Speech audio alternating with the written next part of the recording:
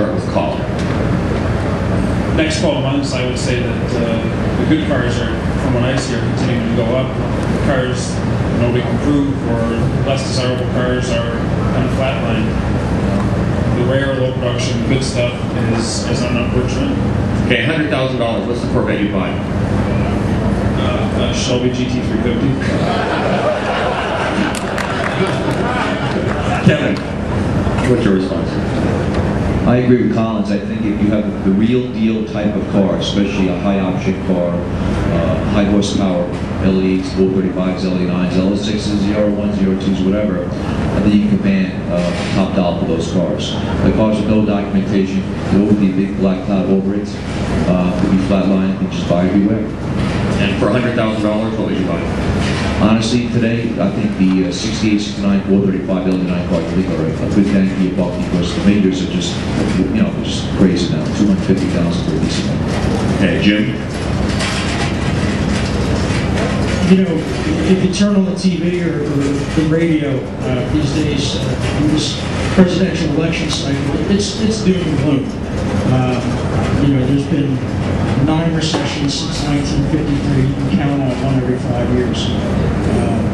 I will say that I don't really believe that affects this segment of the population. You know, the people that are in a bad way, they're really not, you know, the hobbyists that I see.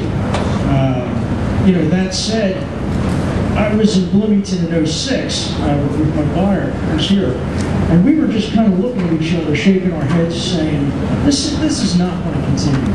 This is a bubble that's going to burst, and by the end of '06, you know, we saw it started to take place. You know, and I backed off my inventory at that time. I think we're through the thick of it. You know, the mediocre cars, they drop like a brick. You know, the real stuff for pedigree, they just continue to go up and up.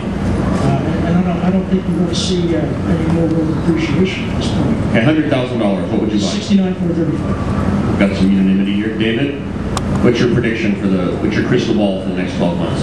Well, if I knew what I was talking about, I'd go out and buy them. So I don't have a clue. I assume, based on history, great cars will keep going, average cars will be average, and less than average cars will be down. It's a matter of supply and demand. At $100,000, what would you buy? Two $50,000 cars. Michael? The good cars with paper will always do well. The market is a little soft. We've seen a lot of cars be sold the past few days. The reproduction cars, the plums, the tribute cars are just not bringing the money at all. The cars with paperwork and good restorations are bringing the money. And $100,000? $100,000 will probably buy the best 67 Roadster with paper I can find. And Dave? Go ahead. Yeah, on a serious note, on a $100,000 car, yeah. LT1. LT1, okay. And David? I see the market as treading water. Exceptional cars will continue to do exceptional and do well.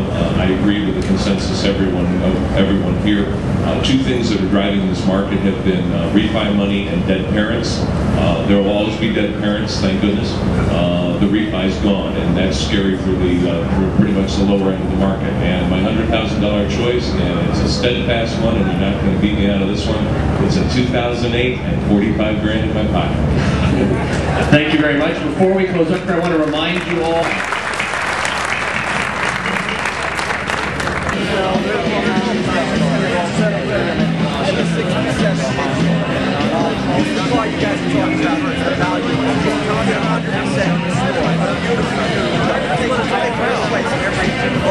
Kevin, can you tell us a little bit about where we are? First of all, a little introduction here. Yes, my name is Kevin McKay. I have a Corvette restoration facility in Valley Stream, Long Island, New York. I've been doing it for approximately about 23 years. We do a lot of restoration work for cars that go to Bloomington Gold, NCRS, Triple Crown cars to Chicago. I have a great crew, great staff behind me, and we've got a lot of cars over the years coming out our shop with a lot of history.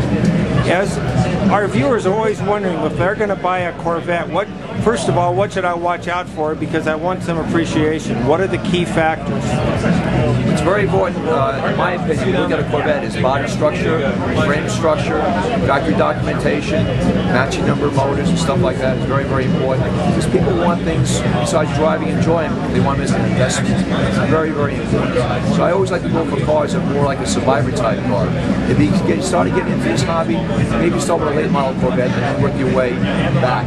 In my opinion, usually the earlier the car, the more expensive the cars are. Stick with a small block car, cars that are going reasonably cool, not big block cars for now. For driving, get the feel of them, read a lot of books, ask a lot of questions, and you'll get a lot of knowledge. Now, if I'm going to go out and buy a car and have unlimited amount of money, but I want to be able to drive it and I want it to appreciate, which Corvette am I going to buy, and what should I watch out for? What don't I want to do when I'm driving it? Or, you know, I want to use it, but yet I don't want to abuse it. Yeah. Well, in my opinion, if you live in the warmer climates, you're probably better for a small block car like an LT1, CR1, 70, 72. It's a great investment. You can drive and enjoy them. Get the big block cars, great investment cars, but not as practical on the streets because they tend to run a lot harder. So you got to be very, very careful, especially bumper traffic. Nobody wants to drive a big block car, all that heat coming inside the car. I mean, really, it gets quite hot. But in my opinion, for driving ability and for investment, I think a good small block, even a mid-year Corvette is very, very good. I like Corvettes with disc brakes, with safety features. 65, 67, it's a great car. 327, 3 horses, it's a great car to drive. You got the power, you got the good investment. And like I said before, I can't stress enough, documentation is very, very important. What series, if you had to pick a series of Corvettes, what series do you see is going to be the next one to appreciate a lot, and what series would you say are going to be taking a dive that, shall we say, are a little bit over appreciated?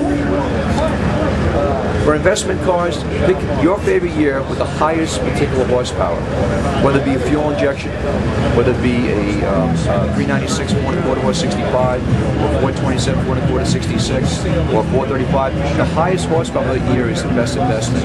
Some of these cars, for example, like the LA cars, the mid-year LA car are over $1 million plus. The 68, 69 LA cars are pushing about $500,000 plus. So my opinion, for investment purposes, the highest horsepower each year is good. The cars stay away from some reason the Ford. The 54, the 64, the 74s, and 84s really are the worst investment. But you get them cheap. Like I said before, if you start getting this hobby, find something that you can afford, have fun with, and educate yourself. As days go on, you'll get brighter, smarter, and know more about these cars. In parting, any final words for our viewers that they need to have caution on? Yes, well, as you know, the Corvette is the only true American sports car. Just ask a lot of questions, and you get a lot of knowledge. And it's always important to bring maybe a couple of your car buddies with you to look at the car. It's better to have maybe 6, 7 sets of eyes on the car than just yourself going.